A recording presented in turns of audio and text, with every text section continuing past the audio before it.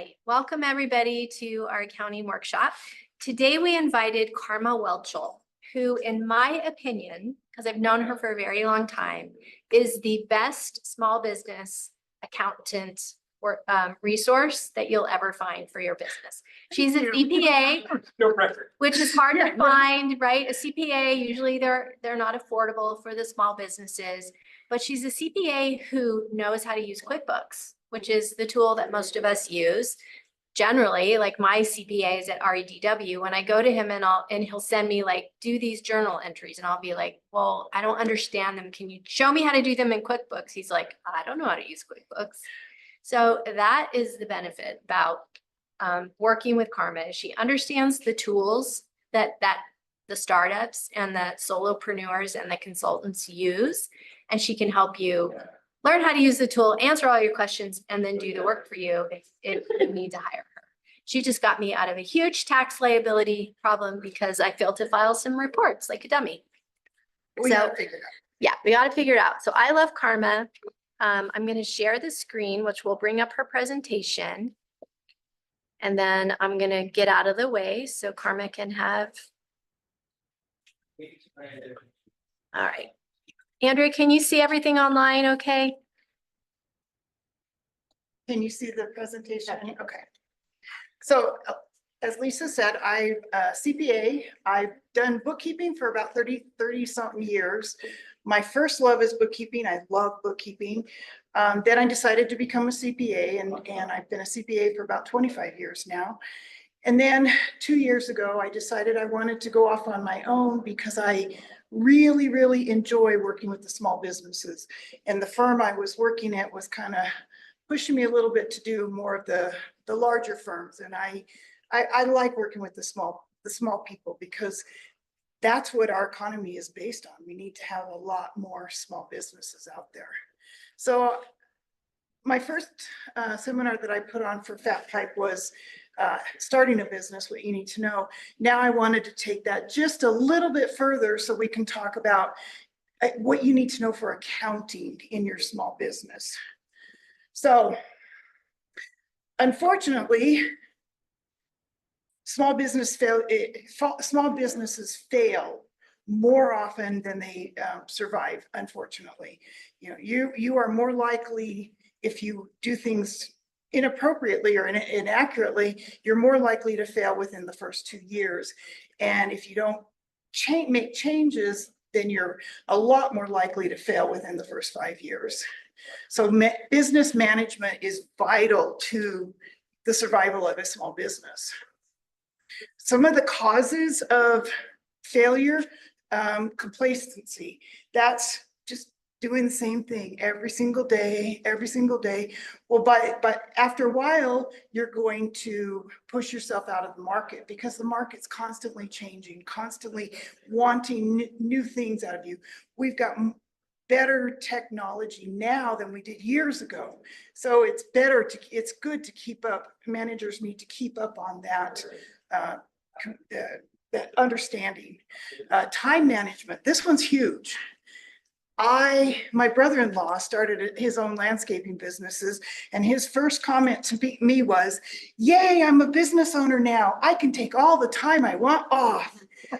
Guess what? He can't, because he has to manage the employees in the field, and he has to manage the billing, and he has to manage. So he realized real quick, guess what? I am not going to be taking time off. So it's very important to prioritize your time. And when you're a self-employed and you don't work for a company, it's so easy to say, I'll do it tomorrow, the land of manana, I'll just do it tomorrow. But then tomorrow comes and something else, emergency comes up. And when I first started on my own, this was my biggest problem, is I was really struggling with trying to find the happy medium between home life and work life, since my home and work were in the same place. But now I've learned how to separate that. And time management also has to do with, you got to take time for yourself. Even as a small business, yes, you're putting in all the work, but you also have to take time for yourself. You've got to step back and say, this personal time is very important because I need to disconnect from my business for a little bit. Another one is business planning. People don't set up a business goal, set up their business goal. It's very important to have short-term and long-term goals for your businesses as you continue to grow and evolve and do what you need to do. And those goals, sometimes they're going to change. And so it's very important to kind of look at them on a periodic basis. And then, of course, inadequate management. You should understand your skills. One thing I told my brother-in-law as landscaper, I said, you know what? You know landscaping. I don't know landscaping. You know in the ins and outs of everything. Let me do what I do and you do what you do. Because he was struggling trying to do it all, trying to do the books, trying to do the payroll, trying to do this. And he finally realized, I can't do it all. I just don't have enough time. So it's knowing how to manage the resources that you have. Poor pricing. So setting up the right price for your product is very important.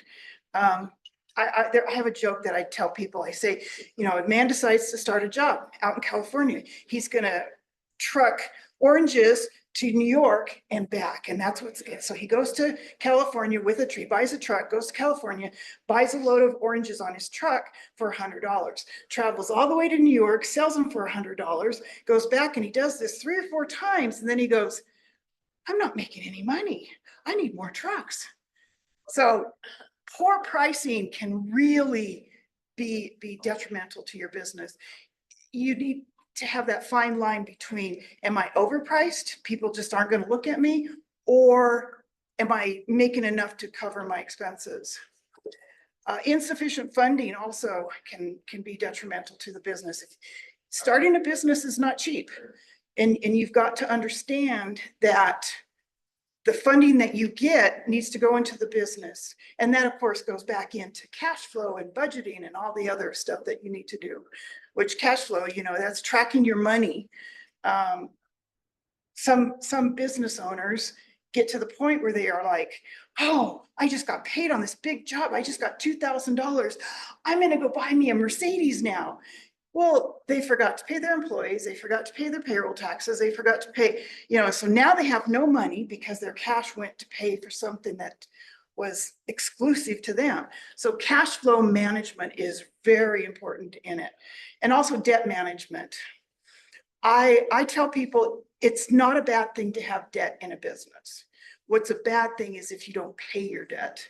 You've got to look at your debt and look at the ratio as to your cash coming in and be able to allocate enough of that cash and staying on top of it to make it worthwhile. Because debt will stop a business in a heartbeat. A lot of business owners, they get overwhelmed and then they shut down.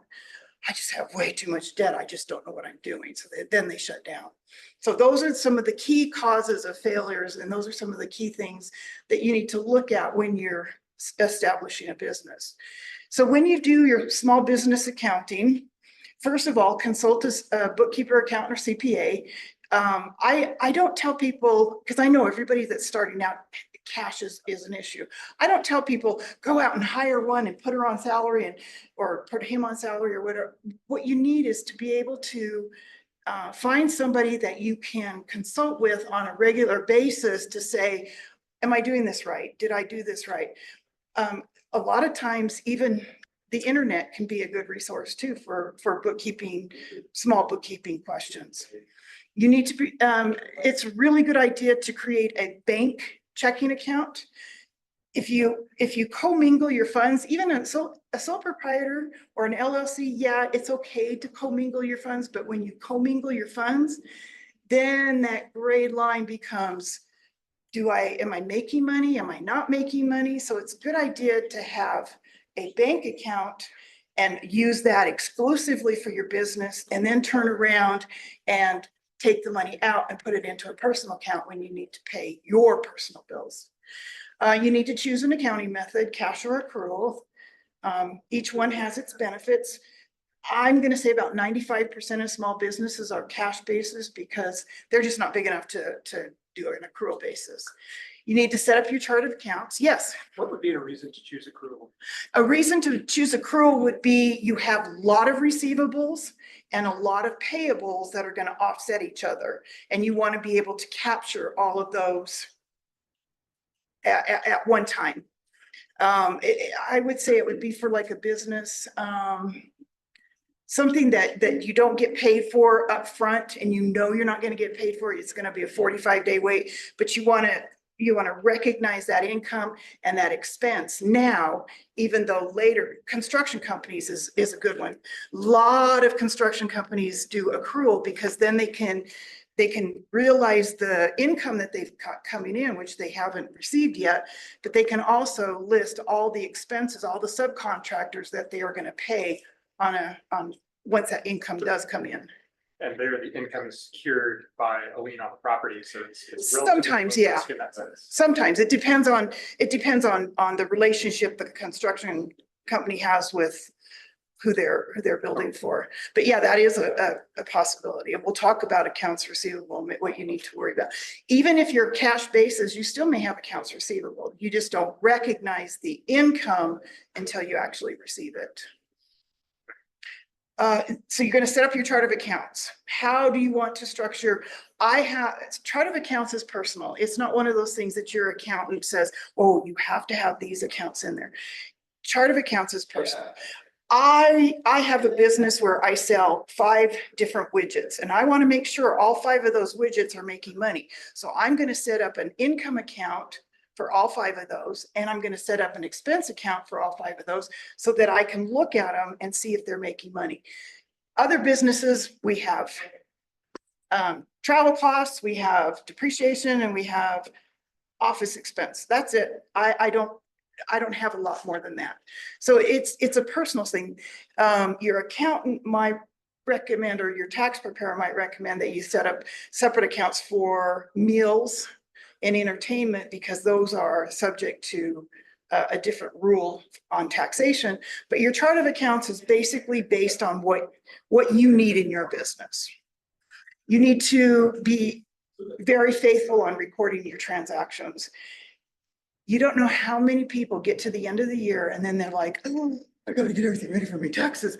Oh, look at this, all these receipts here, and I don't even know what I'm going to be doing. Well, if you do them on a regular basis, set up a time once a month where you could sit down, or pay somebody to come in and, just pay them a little bit, pay your kids or something to come in and set up a time when you can just take all these transactions and record them in some fashion. It doesn't have to be in QuickBooks. I have clients who do it in Excel because they don't have enough transactions to worry about having to do a QuickBooks program. They just record everything right in Excel. I take that Excel spreadsheet and dump it right into a tax return. So it just depends on what you're comfortable with. I have a lot of people say they're not comfortable with QuickBooks, but what would be like the amount of transactions that would be not what I use? it depends. I have one client that absolutely, he does hair. He's a barber, or not a barber, he's a hairdresser. He has probably pretty close to about 50 to 100 transactions per month. He does it on Excel because he likes the way it flows. He likes the way it gives him, ability to move, and look at things. That's perfect for him. He was on QuickBooks. It was too cumbersome for him. He didn't understand that. It's okay. As long as whatever you're comfortable with is what I recommend for you.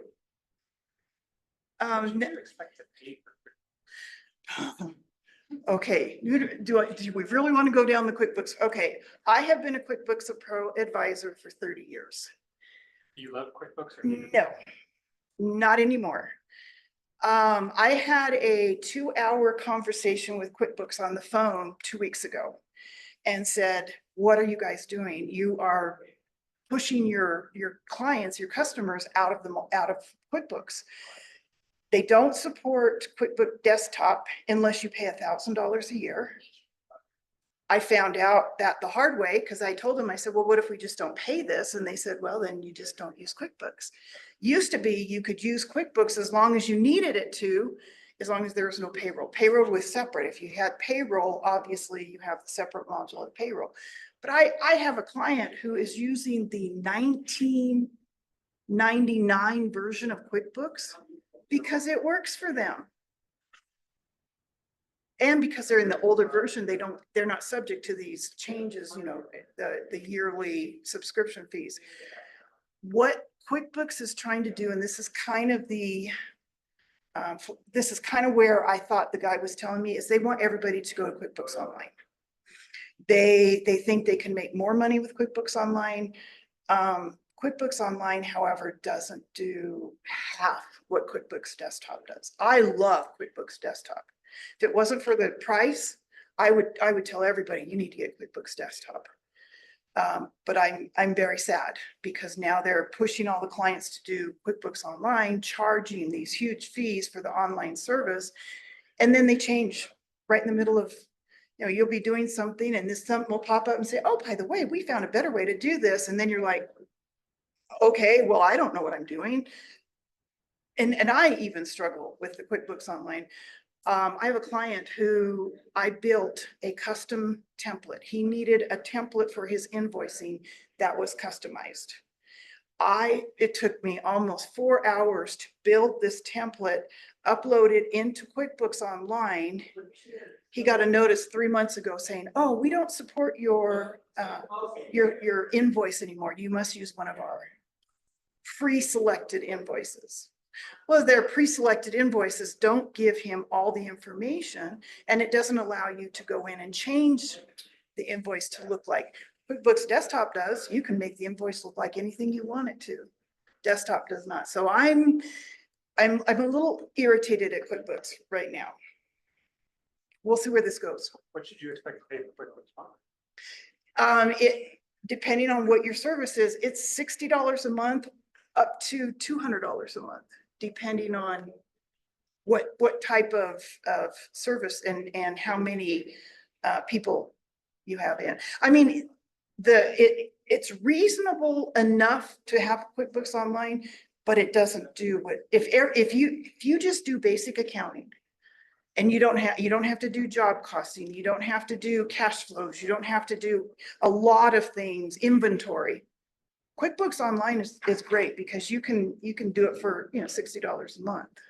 Oh, that's still $700 a year. That's still $700 a year. Yeah, well, $300 more, and you can have desktop. Yeah, and it'll do all that fancy stuff that you want. Yeah, they're definitely, and I have not found anything that's better or cheaper.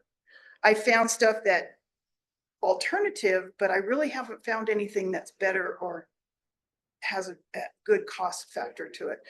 I did a walkthrough with one software yesterday, and I was so impressed with the software. It does everything. It has little apps, and whatever your business is, you can pull that app in. If you got a marketing, if you got job costing, if you got payroll, has all these apps that you can pull in. And I was so jazzed. I thought, this is awesome. Then we got the price tag, and it was going to be $210 a month. But that $210 was if you paid for a 3-year contract. That's what I said. I went, okay, thank you very much. Yeah. So sometimes doing your work, you know, doing your homework is, yeah. And these are, That they're trying to get rid of desktop. their way of getting rid of desktop, they know they can't just drop it because there'd be too many people that would be upset. So what they're trying to do is they're trying to overprice desktop. And it started out that they were charging $300 a year. Now it's gone up to $1,000 a year for desktop. So they're trying to force people, yeah. Carmen, isn't it true that desktop, you can manage multiple companies, and online they charge you for each company? That's right. That is So correct. we manage 12 companies in QuickBooks for our boss. If we were to convert to online, it would be 12 times Yeah. $60. Yeah. That is what QuickBooks is trying to do. They're trying to get people that are using the desktop in a fashion that's economical, and they're trying to grab a hold of that market. And which is, again, goes back to when you're a small business, they're not a small business, but when you're a small business, you don't want to evolve yourself out of the market. And that's kind of what they're doing, which is why there's so many new accounting softwares coming out that, you can look into. But I still like QuickBooks Desktop. I still do QuickBooks Online. I just don't like that some of the things that it doesn't do. And if it might be going away, it's like, well, should I start with this? Right? Exactly. So it's, you've got to weigh your pros and cons as to when you start it, what is my best option? I had one client she just changed to Zoho Books Online. She loves it. It doesn't do it, it's wonderful that for her business, it's wonderful because it keeps track of her gross receipts. It keeps track of where QuickBooks Online gross receipts, it doesn't do very good. It's not a very good software for that. And she loves it. It just all depends. I guess there's a bunch out there, and if you're interested, I have kind of done a preview of a lot of them, and I can share that with you guys later on. But you do need a platform to share and generate financial data. If you don't generate financial data, you have no idea what's going on. I had a client the other day going, I have so much money. Look, my bank account. And then I start looking at it and I'm like, you have no income. You have zero income. You've bought all this stuff. And yeah, there's a big difference between cash and net income. So it's really a good idea to generate a financial statement. And it's also a good idea to generate a financial statement to make sure that you're costing your goods or your services appropriately. And that can change. I mean, as you look at things, that can change. And then the last thing is you need to understand your tax consequences. Just because you're a business doesn't mean you aren't still going to be paying some taxes. So you do need to understand your tax consequences. So when you get started, this is just a preview of the last class I did. Basically, you need to choose the entity type, register the business. Who do you need to register it with? Understanding the taxes, marketing, find your target market, management, time management, and budgeting. That's huge. Marketing is huge. You need to find that target. I mean, I really want to go out and open a motorcycle shop. But guess what? There's not a market for it here. So that you've got to understand your market, and you've got to understand what your people out there are going to want to buy. And then you need to keep track of your cash flow, your bottom line, your net income. It's very important that you understand as you go throughout the year that net income is going to equate to taxable income. And your cash may be low, but you might have taxable income. So you're going to have to budget for that and do stuff like that to help out. You need to also consider hiring a professional. Like I said earlier, it's not that you have to put somebody on salary. It's not that you have to pull somebody in full time and put them on a retainer. Just have resources out there. And that's what I love about this 1 Million Cups is it gives you those resources where you could reach out to people and say, okay, I don't know what my legal aspects of this is. Can you kind of walk me through this? So it's very important to get somebody on board. When I met my husband long time ago, he started out as a client, and for the first 6 months, he ran his business by himself. And then he realized, I can't do this. I don't know what I'm doing. So he came in and he said, listen, I need to hire you, but I can't afford to pay you a whole bunch. So let's just start with a few things. And as he started gaining business, he wanted me to take on a little more. So it's always important to find somebody that you can network with that will help you. I'm all for bartering too. I do a lot of tax work for like my housekeeper and stuff like that. We barter our time so that we don't have to worry about the cash. Using the appropriate software. We talked about this a little bit, accounting, there's tons of accounting softwares out there. Whether you use Excel or whether you use some kind of a formal accounting software, make sure you research it, that it's going to do what you think it's going to do. And a lot of these softwares will actually do demos with you and you can tell it, does it do this? Because I need it to do this. Does it send out I need you to be able to send out invoices. I need it to be able to pay my bills through the software. Whatever you're wanting it to do, make sure it does it before you start purchasing it. And then you need to learn as much as you can about business practices. That means understanding and delegating. You don't have to do it all. I tell people, you don't have to understand you don't have to do the bookkeeping or the accounting, but you should at least understand it. And if you don't understand it, take classes, ask your accountant, explain this to me. One gal I just picked up, her accountant never told her why she owes every year. And she's like, why don't I don't want to owe a big tax amount. What can I do? And her accountant never sat down and said, well, this is why you owe money, and let's see if we can fix this. We'll do estimates, whatever the issue is. So nobody ever sat down. Be proactive with your professionals. Be proactive in asking questions, saying, and if they don't give you the right answers, or if they're not willing to help you out, then maybe it's time to find somebody who will help you out. Pricing. So it's a good starting point to determine your pricing. Whether you have a product or whether you have a service, you need to know how to determine your pricing.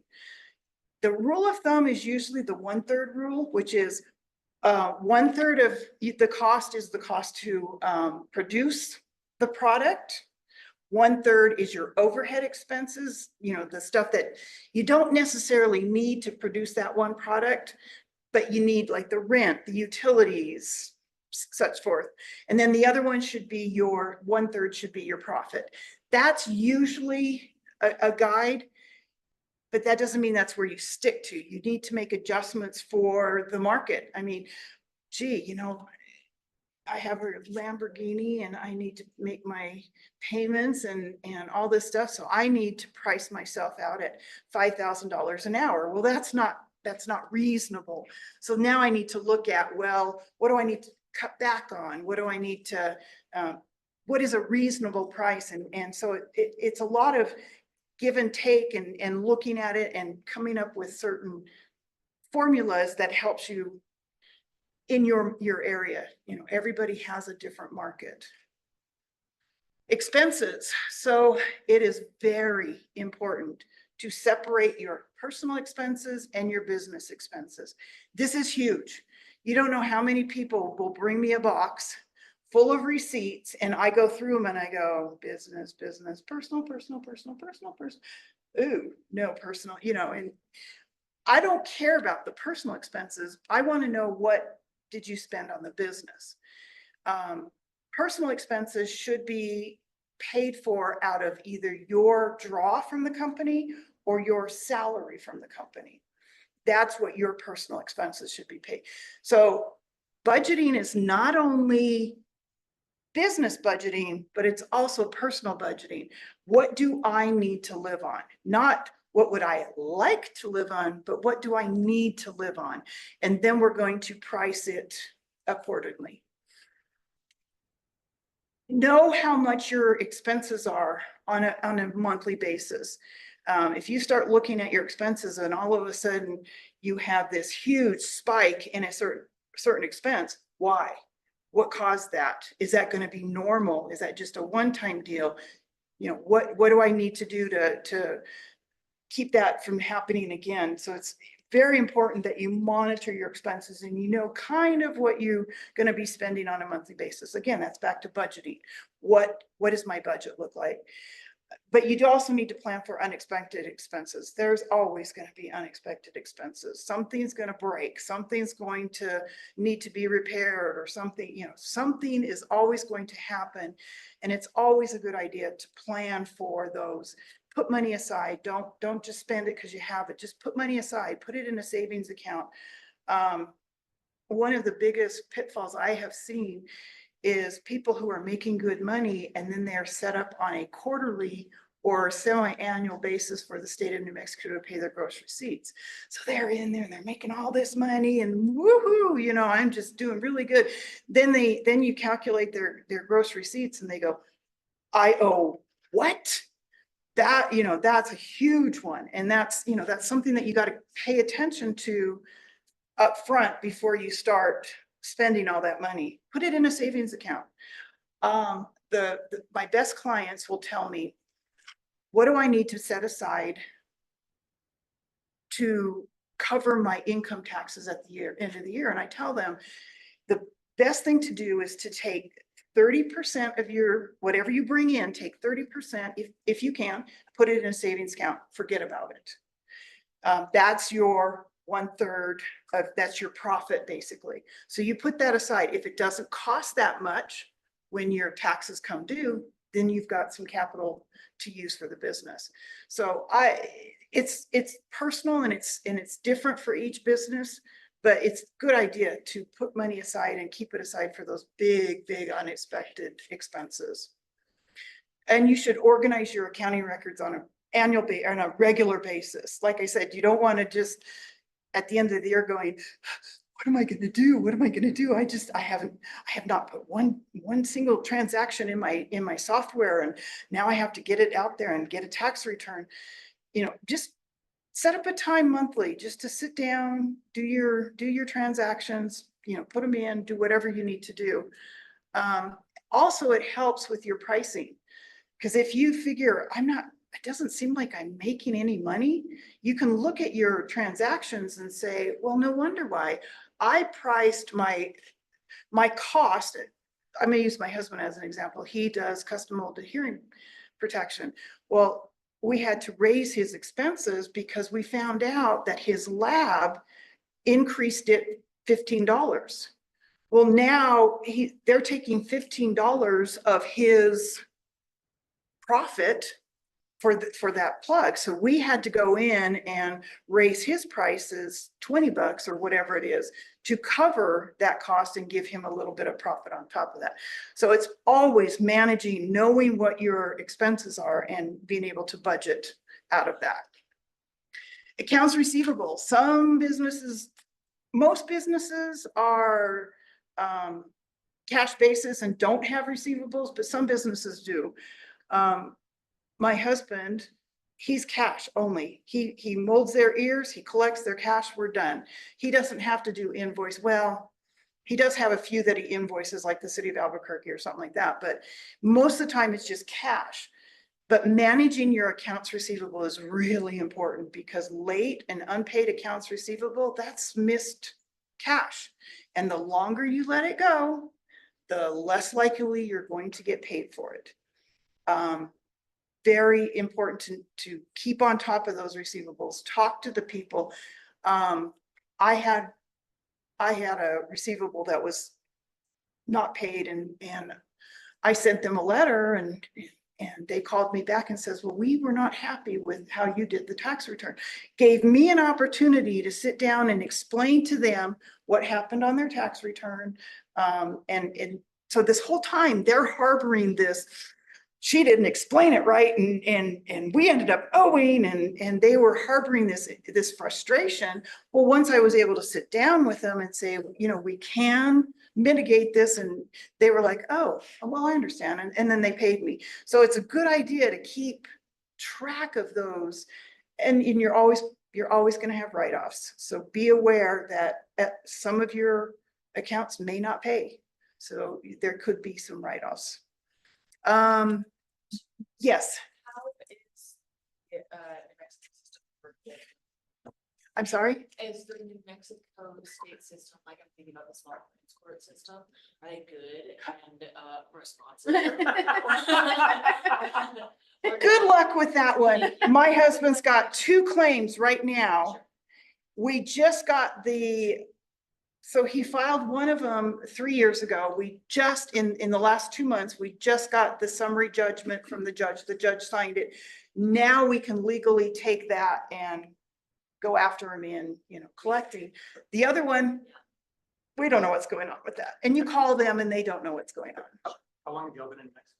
Oh, 8 years. Oh, Yeah, it's, my experience is that it's generally better to call their mother. Thank you. Because she will beat the actually tar. their mother or their minister. So one of them, we actually did call the minister and the minister went, shame on you, you need to pay this. Yeah. Thank you. But- Yeah. But the insular environment can be an asset. Yeah.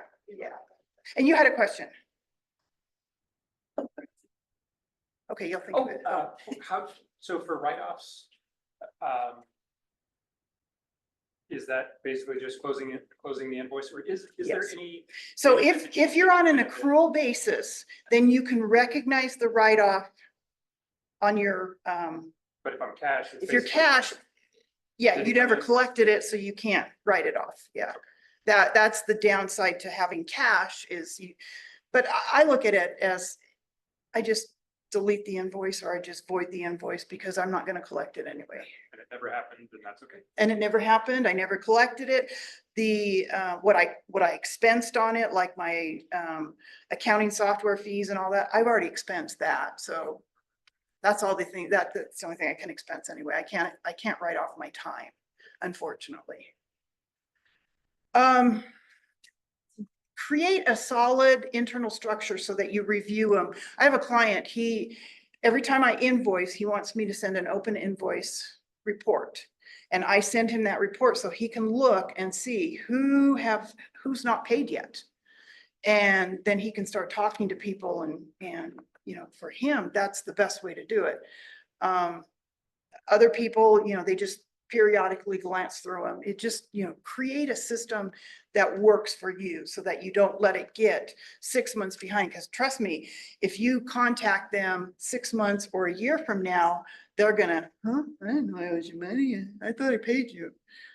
And then you're back to, well, they can't prove it. You can't prove it. So what do you do? And also, pick a specific date every month to do your invoice. If you're like me and you have a service business and you need to invoice, pick a specific date every month where you're going to invoice. This was my biggest problem when I first started is I would just invoice when I needed to. And my husband looked at me and says, you're not doing this right. You need to sit down. And I go, yes, I know. So now I actually have trained myself that the first of every month I sit down, I look at everything, all of my billable time. I look at it, what needs to be billed. Well, I'm not done with that one, so I won't bill that one. So I look at my unbilled time. Work in process is good if you have a service business. You can keep track of your timesheet, and you can look at what's in there and what needs to be billed from your work in process, either from your employees or from yourself. Accounts payable, don't extend expenses out beyond cash flow. Your expenses should always mimic your revenue.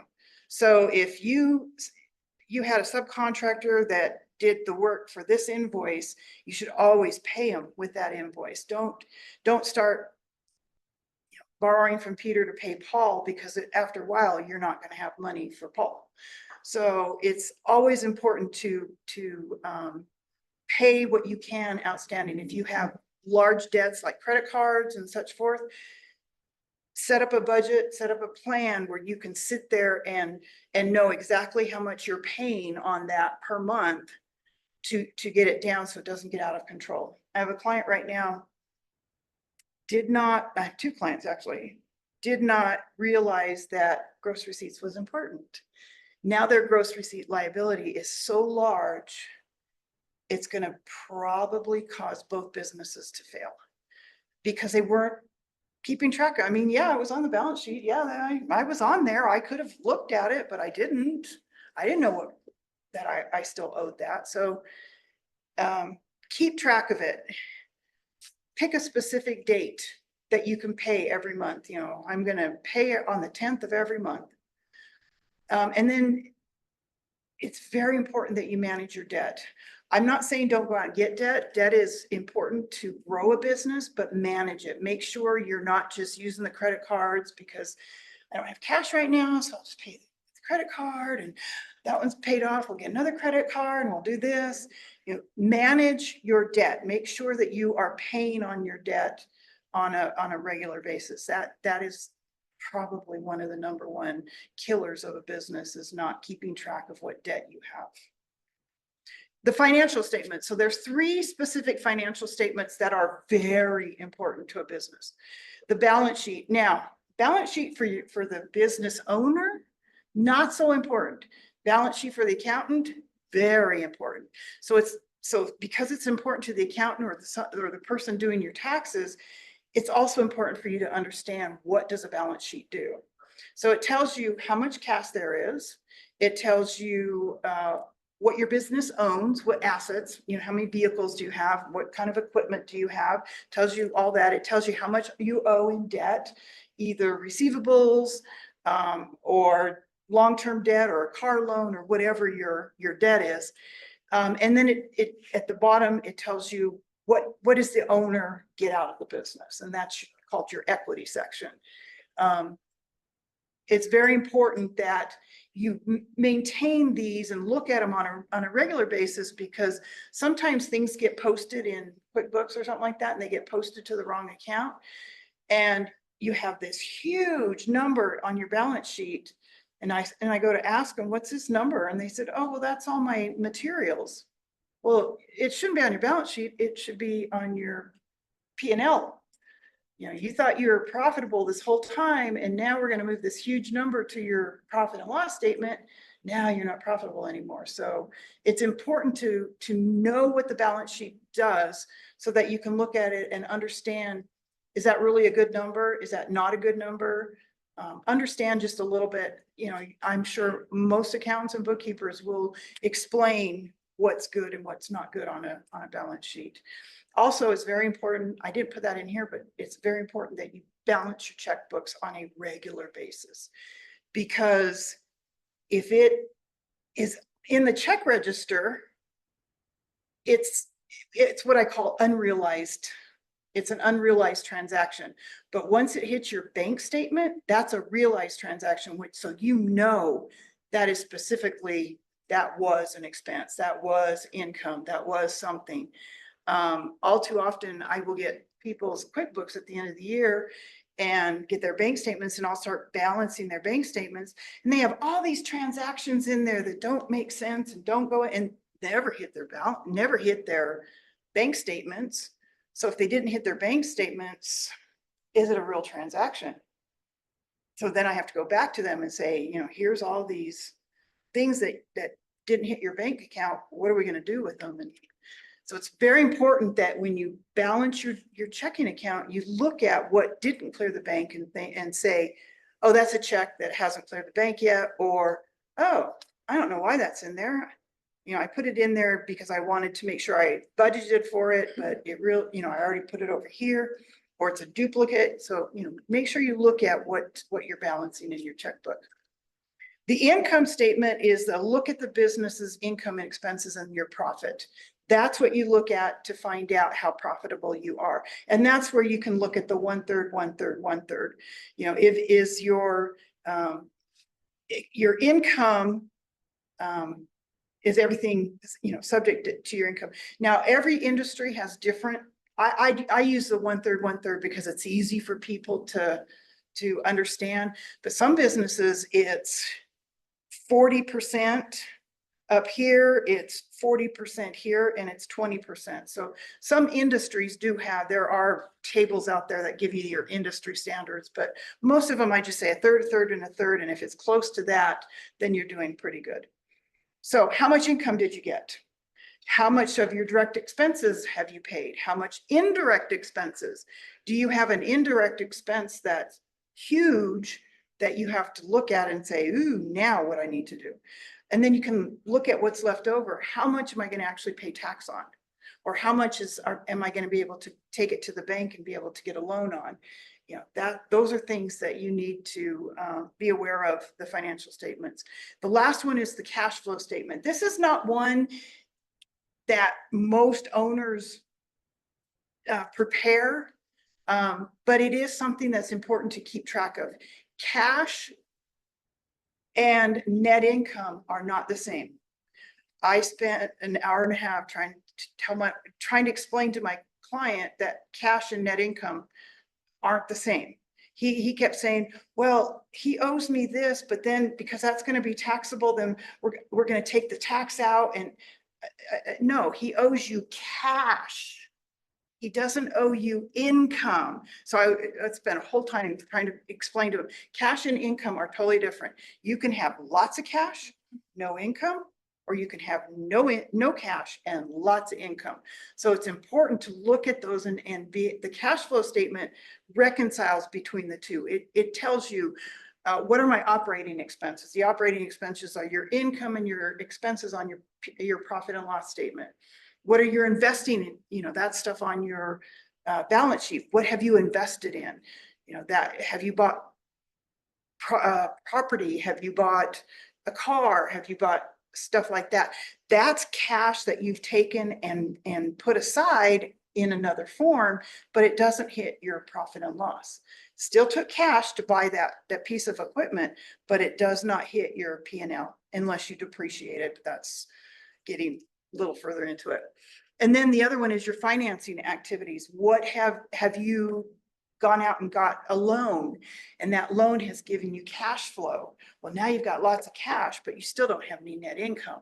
So it's very important that you understand that there's a difference between cash and net income. So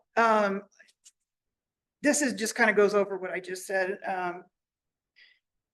A deposit in the bank doesn't necessarily mean it's income. It could be a loan that you receive from somebody, or it could be a reimbursement from, you know, your insurance company, or you sold a piece of equipment. It doesn't necessarily equate to income. Cash pay doesn't necessarily mean that it's an expense. You could be paying debt. You could be paying to buy a piece of equipment. So again, it's very important that you understand that there is a big difference between cash and income, and each one has its place. And just because you have cash doesn't mean you're going to have to pay income tax on it. And just because you have net income doesn't mean you're going to have the cash to pay for it. So learning about how to set up a business, how to manage a business, how to manage time, how to manage resource, and how to manage cash and income are keys to a successful and healthy business.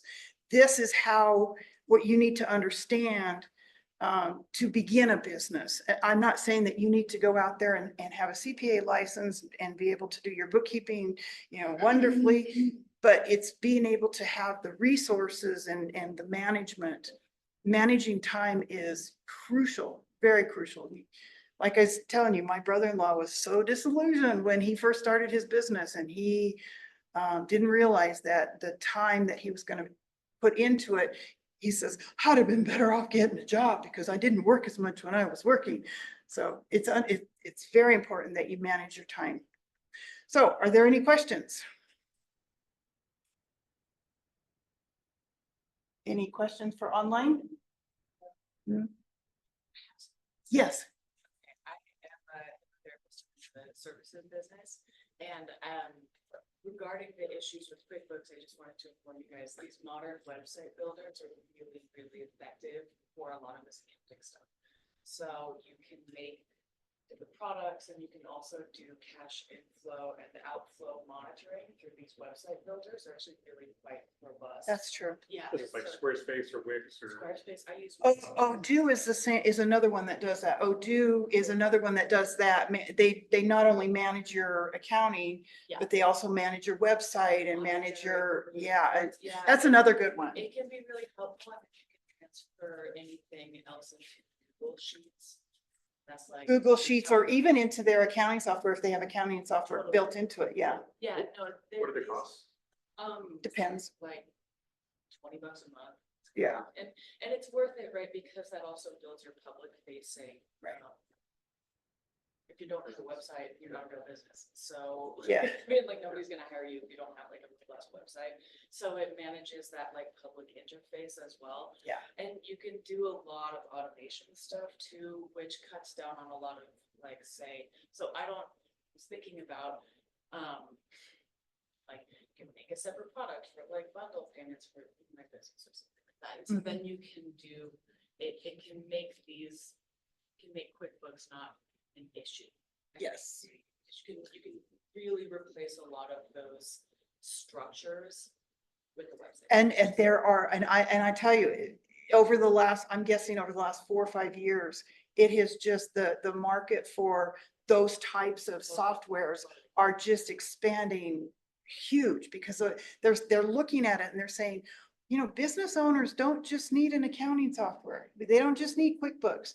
They need to be able to market. They need to be able to get out there on the web. They need to be able to resource. And so there's all these, yeah, I actually demoed Odoo the other day, and it was crazy because they were like, now let's set up your website. And I'm like, well, no, I don't want to set up a website. I just want to see what you do. Yeah, it was crazy, because it was like, okay, now we need to get out and market your product. And I'm like, no, I just want to see what you do. I don't really want to use you right now. I just want to see what you do and see if it's going to be worthwhile for me to recommend to my clients. So there's So you said you use Squarespace? I use Wix. Oh, sorry. Wix is a good one. Wix is good. Yeah, they have good integration with your Yeah. marketing too. Squarespace is a good one. And they do some accounting in Squarespace. So you want to find something that does what you need. Like I said, going out there and finding the software, it's not just, oh, I have to go to QuickBooks because that's the only one out there. You don't have to. Back when I started out as a QuickBooks Pro advisor, that was all there was. You had Sage Accounting and you had QuickBooks. That was it. There was no other accounting softwares out there.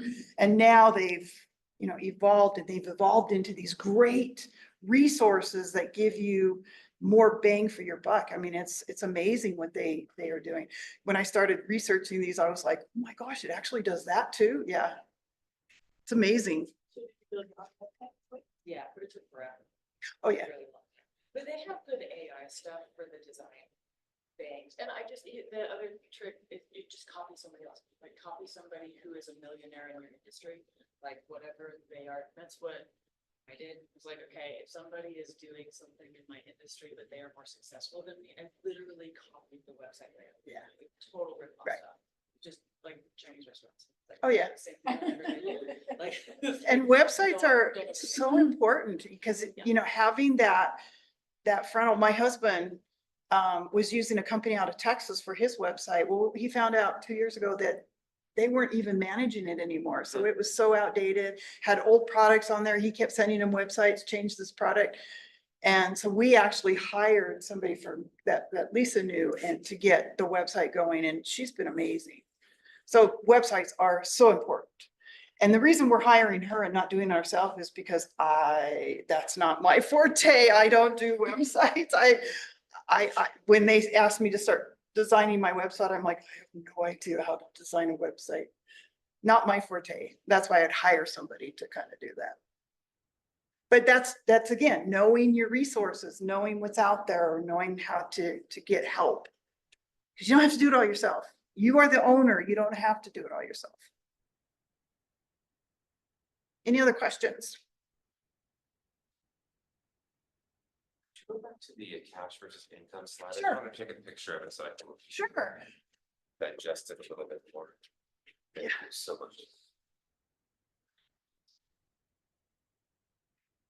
Can we have a copy of these slides? Yes, yes.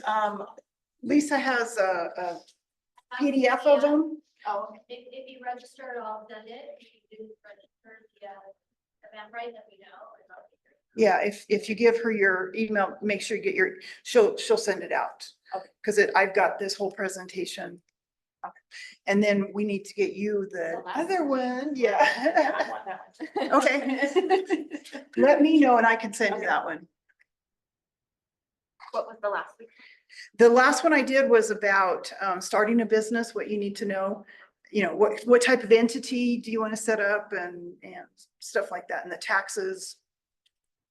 So on that list, I've been in business for a couple decades now. I still have no idea what the Bernalillo County personal property tax assessment is for. I have no clue. All I know is, They send me a bill for like $70 every year. I know, so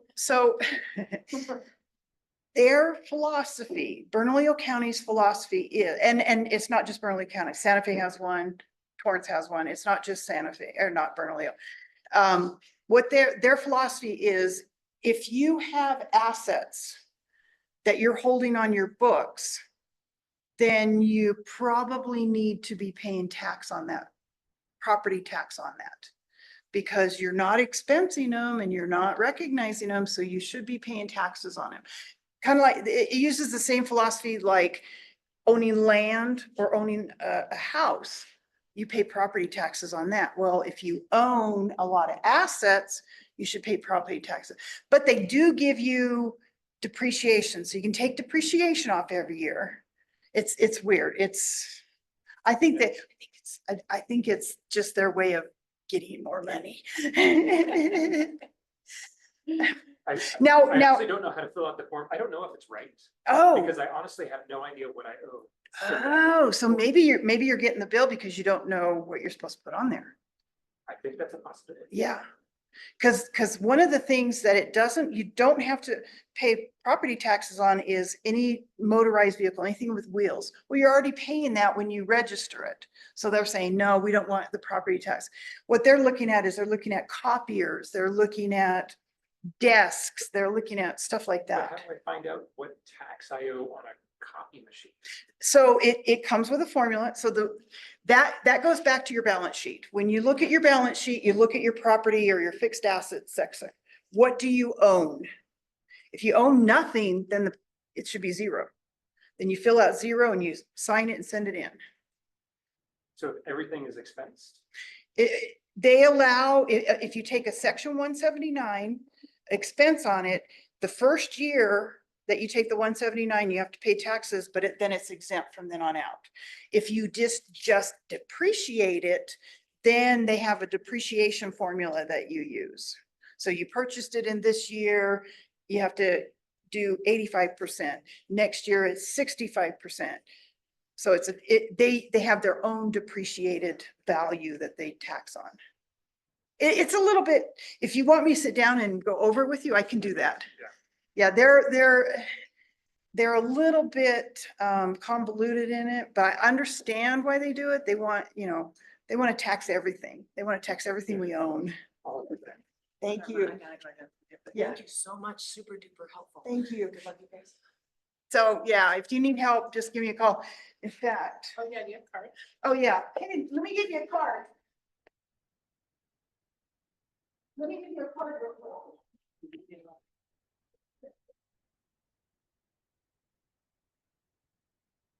You too.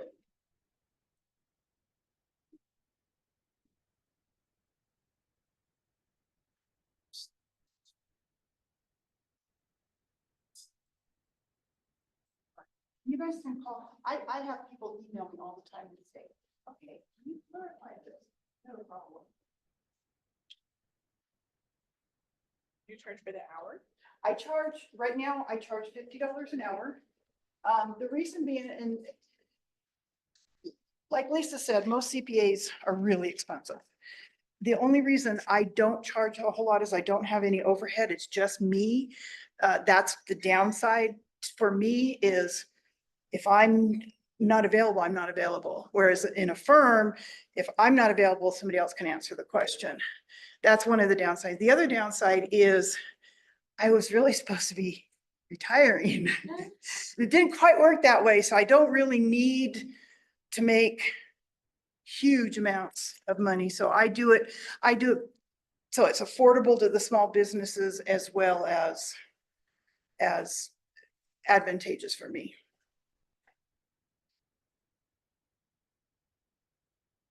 So we'll get you guys some slides out. Yeah. So we'll send those out. So any other questions?